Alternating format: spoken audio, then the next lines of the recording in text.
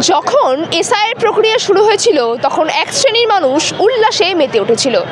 তাদের মধ্যে হচ্ছেন একজন ময়ূখ রঞ্জন ঘোষ।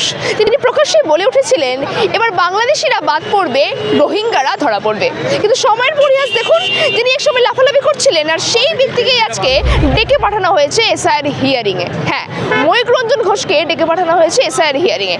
1.5 ঘন্টা লাইন দিয়ে তিনি কিন্তু সেই জায়গায় গিয়ে নথিপত্র যাচাই করেছিলেন এবং সমস্ত বিষয় নিয়ে সাধারণ মানুষের মনে ঠিক কী প্রতিক্রিয়া হলো তা জানতে আমরা চলে এসেছি একেবারে গ্রাউন্ডে। সাধারণ মানুষ কি বলছেন এই এসআইয়ের হিয়ারিংকে কেন্দ্র করে এবং সাধারণ মানুষ যেভাবে হয়রানির শিকার হচ্ছে নথিপত্র যাচাই করা নিয়ে, দেখুন মানুষ কি বলছে।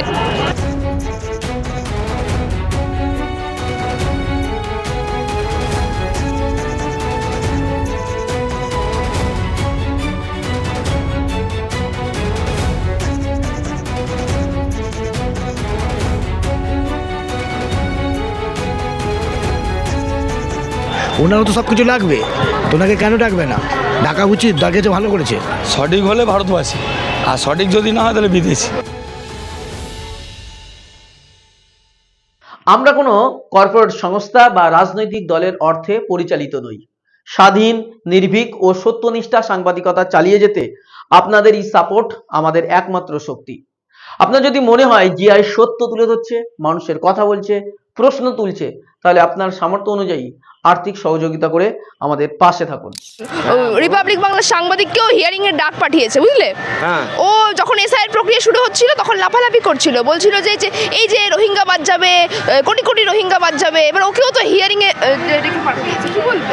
এবং যদি বাংলাদেশি হয় তাহলে কাগজপত্র দেখাবে, আর ইন্ডিয়ান যদি হয় তাও কাগজপত্র দেখাবে। কি মনে হচ্ছে কি বাংলাদেশি? এখন দেখেছে মানে কাগজপত্র ভুল আছে, এখন সঠিক যদি দেখাতে পারে ভালো, না দেখাতে পারলে বাংলাদেশি হবে। আবার কি ডিটেনশন ক্যাম্পে পাঠিয়ে দেবে? না, এখন ওসব তো এখন সরকার তো এখন কী হবে না হবে এখন তো কিছুই বলা যাচ্ছে না যে কোথায় নিয়ে যাবে না যাবে। আর ইন্ডিয়ান কাগজপত্র দেখাতেই হবে। তুমি খুশি এসআইআর এ? হ্যাঁ, খুশি তো। আমি ইন্ডিয়ার লোক, তো আমি খুশি হব না? আর বাংলাদেশি লোক বাংলাদেশি যাবে, ইন্ডিয়ার লোক ইন্ডিয়ায় থাকবে। যদি কাগজপত্র সঠিক থাকে হবে। এটা তোমাকে ডেকে পাঠিয়েছে? না, আমাকে ডাকিনি, আমার হয়তো ছেলেকে ডেকেছে আজকে। কেন? ভিডিও নামের ভুলের জন্য। রিপাবলিক বাংলার সাংবাদিক লাফালাফি করছিল যখন এসআইআর শুরু হয়েছিল। তিনি বলেছিলেন যে এই তো সব বাংলাদেশিদের এবার তাড়িয়ে দেওয়া হবে, ভারত এবার ভালো করে মানুষজন থাকতে পারবে, ব্যবসা বাণিজ্য ভালো হবে। সেই জায়গায় দাঁড়িয়ে দেখতে পাচ্ছি কি এসআইআর এর হিয়ারিংয়ে তাকেও আবার ডেকে পাঠানো হয়েছে। তো পরিচয়পত্র ঠিকভাবে লাগবে, তো ওনারও তো সব কিছু লাগবে, তোনাকে কেন ডাকবে না? ডাকা উচিত, ডাকেছে, ভালো করেছে। আমরা সমর্থন আছে ওনাকে ডেকেছে বলে, আর এটা করছে, খুব ভালো জিনিস করছে। তো এই যে বাইরে থেকে কিছু লোক এসে এখানে যে অধিকার করে রয়েছে, এদের থেকে তো একটা আমরা তো এখানকার লোক, আমাদের এখানে পরিচয় পাচ্ছি না ভালোভাবে, একদম আমরা পরিচয় পাচ্ছি না। এইটা যে করছে এটা সঠিক জিনিস করছে, এটার জন্য আমরা খুব খুশি। দারুণ ডিসিশন, দারুণ জিনিস করছে। এই সাইডটার জন্য আমরা খুব খুশি যে সরকার যেটা করছে, সেন্ট্রাল গভর্নমেন্ট থেকে করছে, এটা আমরা খুবই খুশি আছি। ময়ূখকে ডেকে পাঠিয়েছে, ডেকেছে তো ভালো করেছে, কিন্তু ওনারও তো পরিচয়পত্র লাগবে, ওনার তো ডকুমেন্টস লাগবে। ডকুমেন্টস কেন দেবে না? সবার লাগবে ডকুমেন্টস। বললেন যে 1.5 ঘন্টা লাইনে দাঁড়িয়ে সবাই দাঁড়ালে ওনাকেও দাঁড়াতে হবে, দাঁড়িয়েই করতে হবে। সবাই তো দাঁড়াচ্ছে 1.5 ঘন্টা, তা উনি দাঁড়াবেন না কেন? ওনাকেও দাঁড়িয়ে কোদাল করিয়েছে, ভালো করেছে। ওনার দরকার তো ডকুমেন্টসগুলো দেখাক, ভালো করছে সরকার, যেটা করছে খুবই ভালো করছে, আমরা খুব খুশি এ ব্যাপারে। এই যে যারা বৈধ ভোটার না তাদেরকে বাংলাদেশে পাঠিয়ে দেওয়া হবে? হ্যাঁ, সেটা বলতে হবে না, বাংলাদেশে পাঠাবে কি কোথাও চলে, যেগুলোর নেই কোনো কিছু প্রমাণ, তাদের বাংলাদেশে পাঠানো উচিত। কারণ আমরা এখানে কিছু করে খেতে পারছি না, তাই তো জায়গা দখল করে বসে আছে, উইদাউট পারমিশন ছাড়া, উইদাউট ডকুমেন্টস ছাড়া এখানে বসে আছে। ময়ূখ রঞ্জন ঘোষকে চেনেন? ভীষণভাবে, একদম। আমার তো ওই চ্যানেলটা সব থেকে ফেভারিট চ্যানেল। কি বলছে? একদমই তাই। কেন? মানে এতটা সব দিক থেকে যা উনি বলেন, এটার জন্য একদম। ময়ূখ রঞ্জন লাফালাফি করছিল যখন এসআইআর শুরু হয়েছিল, এখন ওনাকেও ডেকে পাঠিয়েছে এসআইআর এর হিয়ারিংয়ে। লাইন দিয়েছেন 1.5 ঘন্টা। তাই নাকি? কিন্তু যাই হোক, আমার খুব ভালো লাগে ওনাকে। কি উনি বলেছিলেন না যে 1 কোটি রোহিঙ্গা বাদ যাবে যখন এসআইআর প্রক্রিয়া হবে, এখন তো ওনাকেও মনে কি বাদ দিয়ে দেবে বলে মনে হচ্ছে? না না না, মনে তো কেন মনে হবে? উনি এর প্রতিবাদ সব থেকে বেশি করেছেন। উনি কেন বাদ যাবে? এর প্রতিবাদ করেছে। এই যে আমাদের যেটা চলছে এখন এসআইয়ের যে বলছেন, সবাই যে বলছেন, উনি তো সব থেকে মানে যেটা উনি বলছে যে প্রোটেস্ট যেটা করেছে এই ব্যাপারে, উনি সবসময় বলছে যে এটা কোনো আমরা এই আমাদের যে সব থেকে প্রমাণ তো রয়েছে আমাদের কাছে, যদি প্রমাণপত্র সব থাকে তাহলে তো আমাদের কোনো বাদ দেওয়ার কোনো ব্যাপারই নেই। আর যাদের কাছে প্রমাণপত্র নেই তাদের তো বাদ দিতেই হবে, তাদের তো এখানে যেতেই হবে।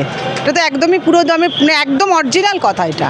এসআইয়ের নামে যেভাবে সাধারণ নাগরিকদের হয়রানি করা হয়, হয়রানি এটা কিছুই করছে না। হয়রানির কি আছে? আচ্ছা আমার কাছে যখন প্রমাণপত্র সব রয়েছে তো আমার তো এখানে হয়রানি হওয়ার কিচ্ছু ব্যাপার নেই। আমার তো প্রমাণ সব রয়েছে আমার কাছে, তাহলে আমি হয়রানি কেন হব? আর যাদের নেই তাদের তো ভয় হবেই, এটা স্বাভাবিক ব্যাপার, এটা একদমই স্বাভাবিক ব্যাপার। যাদের নেই প্রমাণপত্র তাদের তো হবেই। আচ্ছা, আপনারা খুশি এসআইয়ের প্রক্রিয়া? হ্যাঁ আমি খুশি, আমি আমার দিক থেকে খুশি। না আমাদের তো কোনো ভয় নেই, আমাদের তো এটা কোনো করছে সব থেকে ভালো করছে। কেননা বাংলাদেশ থেকে যেই সব আসছে আমাদের দেখুন ব্যবসা, সত্যি আমি ব্যবসা করি এখানে, ব্যবসার অবস্থা প্রচুর খারাপ। কেন করতে পারছি না? আজকে তারা বাইরে থেকে এসে তারা যা রাজত্ব করছে এখানে, পরিষ্কার কথা, সেটা আমরা করতে পারছি না। এখন আমাদের অবস্থা এমন চলছে, আমরা মানে বেচাকেনা একদম চলে গেছে আমাদের, একদম বেচাকেনা নেই। না আমরা এটাতে খুশি আছি, যদি এটা হয় খুব ভালো হবে। দেখার আছে যেটা সত্যি ঘটনা হবে সেটা উনি বলুক আর যেই বলুক, সত্যি যেটা ন্যায্য বিচার হবে সেটাই হবে। তিনি তো খুশি হয়েছিলেন যখন এসআইয়ের প্রক্রিয়া শুরু হয়েছে। হ্যাঁ সেইটা খুশি হয়েছে, ওনার বক্তব্য উনি রেখেছিলেন। এখন ওনার কাজ যতটা কতটা কী হবে, সবাই মিলে কী করবে সেটাই তো দেখার আছে। হিয়ারিং এর লাইনে দাঁড়িয়ে আছেন, হ্যাঁ, লাইনে দাঁড়াতে হবে ন্যায্যভাবে। বাবার নাম ভুল ছিল বলে তাকে দাঁড় করিয়ে। হ্যাঁ, ন্যায্যভাবে যদি সঠিকভাবে সঠিক বিচার হয় তাহলে তো দাঁড়াতেই হবে। সে নরেন্দ্র মোদীকেও দাঁড়াতে হবে। নরেন্দ্র মোদীকে দাঁড়াতে হবে। হ্যাঁ, প্রয়োজন পড়লে তাকেও দাঁড়াতে হবে। যেটা সবার জন্য সমান একটা যেটা কাজ হচ্ছে সেটা সবাইকে জন্য কর্তব্য করতে হবে। যারা বাংলাদেশি মুসলিম, বাংলাদেশি রোহিঙ্গা এদেরকে সবাইকে বার করে দেবে ভারতবর্ষ। না, যাদের সঠিকভাবে রয়েছে তারা কেন বেরাবে? তারা তো সঠিকভাবেই থাকবে এখানে। যারা বেঠিকভাবে রয়েছে তারা এমনি চলে যাচ্ছে, তাদের আর তো বার করতে হবে না, মানে এমনি চলে যাচ্ছে। এমনি চলে যাচ্ছে। কিছু কিছু কত ঘাঁটি ফাঁকা হয়ে গেছে এরকম, এই তো ঘটনা। হ্যাঁ, না চলে যাচ্ছে। যাচ্ছেন না যাচ্ছে না। কিছু কিছু জায়গা এখন ঘাপটি মেরে রয়েছে, কিছু কিছু জায়গা মুনাফা দিয়ে রয়েছে, লোকে এখানে সেখানে লুকিয়ে ঝুঁকিয়ে রয়েছে। তারা কোনো দিন যাচ্ছে না, বার করতে পারছে না, বেছে বেছে বার করতে পারছে না। এই যে এসআইয়ের প্রক্রিয়াটা হয়েছে, আপনারা খুশি এটাতে? এটা খুশি হয়েছে, এটা নাগরিকত্ব একটা পরিচয়পত্র আছে, আমরা যে নাগরিক সেটা 5 বছর এসআই করা উচিত। এটা হওয়া উচিত। প্রত্যেক 5 বছর এসআই করা উচিত। প্রত্যেক 5 বছর শ্রমিকরা গোনা, জনগণ গোনা উচিত। প্রত্যেক 5 বছর রাজনীতি দলের নেতাগুলো চেঞ্জ করা উচিত। এই যে সাধারণ নাগরিকরা হয়রানি হচ্ছে, হয়রানি মানে কি? সাধারণ মানুষদের যারা খেটে খাচ্ছে ওই সামান্য পয়সা দিয়ে মন ভোলাচ্ছে, কিন্তু অত পেট চলছে না, কর্মস্থান নেই। আমাদের এখানে যেটা পেন প্রয়োজন হচ্ছে, কর্মস্থান নেই। সব এটা করো সেটা করো অমুক করো, বড় বড় লেকচার দিচ্ছে, ওদের কাজের কাজ কিছু নেই, কোনো কলকারখানা নেই। রিপাবলিক বাংলার এক সাংবাদিক ময়ূখ রঞ্জন ঘোষ, তাকেও ডেকে পাঠানো হয়েছে হিয়ারিংয়ে। তিনি যেটা বারংবার করে বলেন যে এসআইয়ের সবাইকে ডেকে পাঠানো হবে, যারা রোহিঙ্গা বেছে বেছে তাদেরকে বাদ পড়া হবে। তাহলে কি এখন ময়ূখ রঞ্জন কি রোহিঙ্গা হচ্ছে? হ্যাঁ, ময়ূখ রঞ্জন কি তাহলে এখন রোহিঙ্গা হয়ে যাচ্ছে? না, হিয়ারিংয়ে ডাক্তার পাঠিয়েছে, হিয়ারিংয়ে ডাকছে, নামের ভুল হলে হিয়ারিংয়ে পাঠাবে। তাছাড়া নামের ভুল, নাম যে সঠিক তাহলে হিয়ারিং করবে, সঠিক হলে থাকবে, সঠিক হলে ভারতবাসী, সঠিক না বাসী আদিবাসী বিদেশি, সঠিক হলে ভারতবাসী, আর সঠিক যদি না হয় তাহলে বিদেশি বাংলাদেশি। ময়ূখ রঞ্জন যে বলেছিল যে যারা মুসলিম রয়েছে তাদেরকে, মুসলিম আমাদের ভারতবর্ষে আগাগোড়া ছিল, থাকবে। মুসলিম এটা আমাদের ভারতবর্ষ গণতান্ত্রিক রাষ্ট্র, সবার থাকার অধিকার আছে। তা বলে এই না যে বাংলাদেশি পাকিস্তানি এসে উদ্বাস্তবরা এসে বসবাস করবে, এটা তো না। আমাদের বিহার আছে, উড়িষ্যা আছে, আমাদের ভারতের মধ্যে যারা বাসিন্দারা আছে তারা থাকুক না, কলকাতা থাকতে হয়। আমাদের পশ্চিমবাংলার মানুষরা বিহারেও চাকরি করছে, ঠিক আছে? বিহারের মানুষরা পশ্চিমবাংলা চাকরি করছে, তারপরে তাদের জন্য কোনো প্রবলেম না। প্রবলেম হচ্ছে পাকিস্তানি, বাংলাদেশি, এটাই প্রবলেম।